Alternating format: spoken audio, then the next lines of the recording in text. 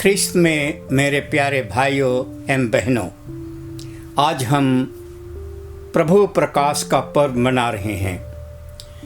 इस पर्व का इतना महत्व है कि क्रिसमस मनाने के पहले लोग प्रभु प्रकाश का पर्व मनाते थे। इसी से इसकी महत्ता को हम जान सकते हैं और वही पर्व आज हम मना रहे हैं। 3 ज्ञानियों का पर्व, 3 राजाओं का पर्व। जब हम इस पर्व को मनाते हैं, हम इन 5 बिंदुओं पर गौर करें। पहला बिंदु है खोज। ये 3 ज्ञानी, ये 3 राजा, वे ईश्वर की खोज में निकलते हैं। वे ढूंढते हुए, खोजते हुए उसको पाते हैं। अनादिकाल से ही मानव खोजता रहा, विभिन्न चीज़ों को, वस्तुओं को आविष्कार करता रहा।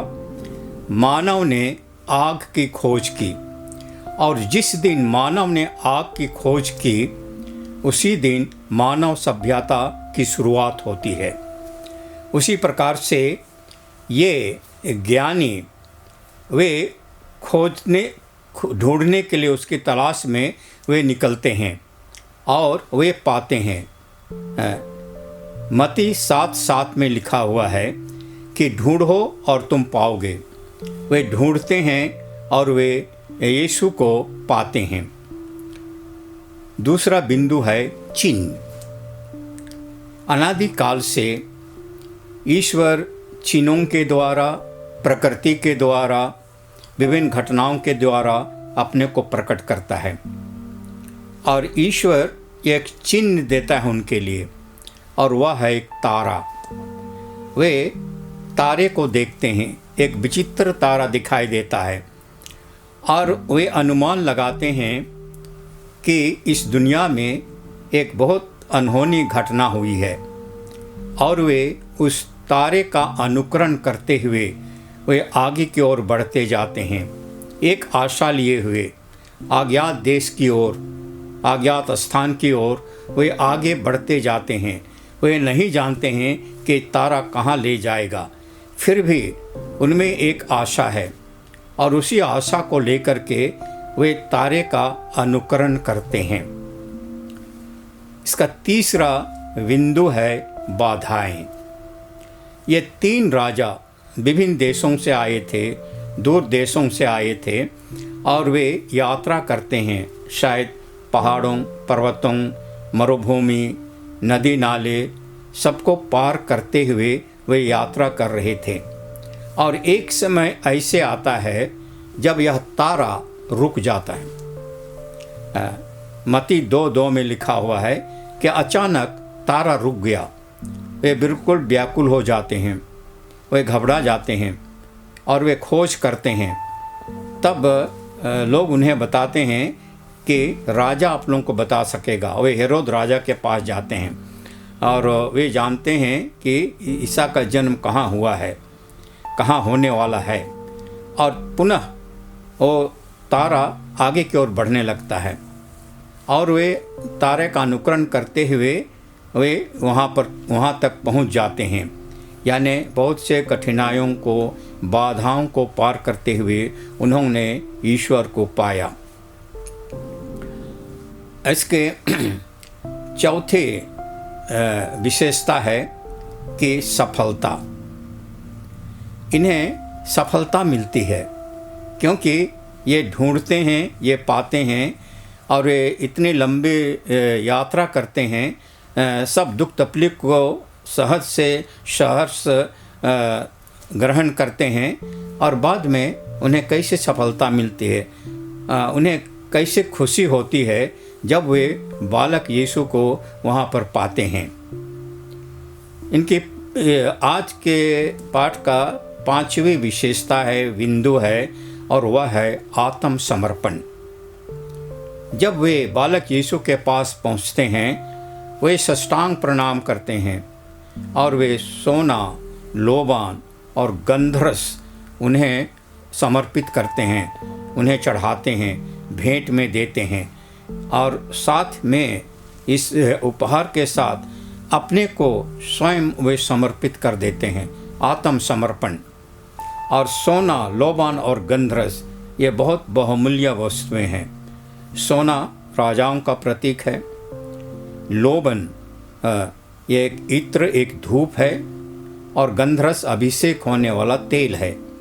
और जब हम इस उपहार को देखते हैं तो किस प्रकार से यीशु एक राजा हैं, एक नबी हैं, एक याजक हैं, कैसे वे एक राजा, नबी और याजक बन जाते हैं। आत्मसमर्पण हम देखते हैं कि बाइबल में बहुतों ने आत्मसमर्पण किया।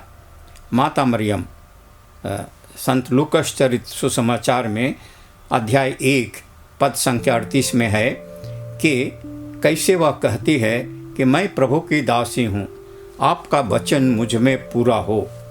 वो किस प्रकार से अपने को आत्मसमर्पित कर देती है। उसी प्रकार ये 3 राजा अपने को आत्मसमर्पण करते हैं और लौटते वक्त वे कोई दूसरे रास्ते से लौट जाते हैं, जिससे कि हेरोद को कुछ पता ना लगे। तो ये है ये 3 राजाओं का पर्व। और जब हम ये 3 राजाओं का पर्व मनाते हैं, ज्ञानियों का पर्व मनाते हैं, मजूसियों का पर्व मनाते हैं, तो हम भी आज के पाठ पर गौर करें। आज के पाठ का मुख्य बिंदु है ये खोज, चिन्ह, बाधाएं, सफलता और आत्मसमर्पण। हम भी अपने जीवन में इन 3 राजाओं के सादृश्य हम भी ईश्वर की खोज करें। हम भी ईश्वर के उस चिन्ह को पहचानें। ईश्वर विभिन्न चिन्ह प्रदान करता है, हम सबों को विभिन्न चिन्ह देते हैं। अल्बर्ट आइंस्टीन एक बहुत बड़े वैज्ञानिक हो गए हैं। उन्होंने यही कहा है कि ईश्वर की भाषा चिन्ह है। वे चिन्हों में बातचीत करते हैं और जो उस पर विश्वास करते हैं उनके लिए सब कुछ चिन्ह है। इसलिए कैसे ईश्वर इन चिन्हों के द्वारा हमें प्रकट करते हैं। हम जानते हैं कि नेपोलियन एक महाराजा थे। जब वे युद्ध करने जा रहे थे तब आकाश में वे एक क्रूस को देखते हैं, क्रूस का चिन्ह को देखते हैं, आकृति को देखते हैं, और उस पर उसके नीचे लिखा हुआ था, इस चिन्ह के द्वारा तुम विजय प्राप्त करोगे।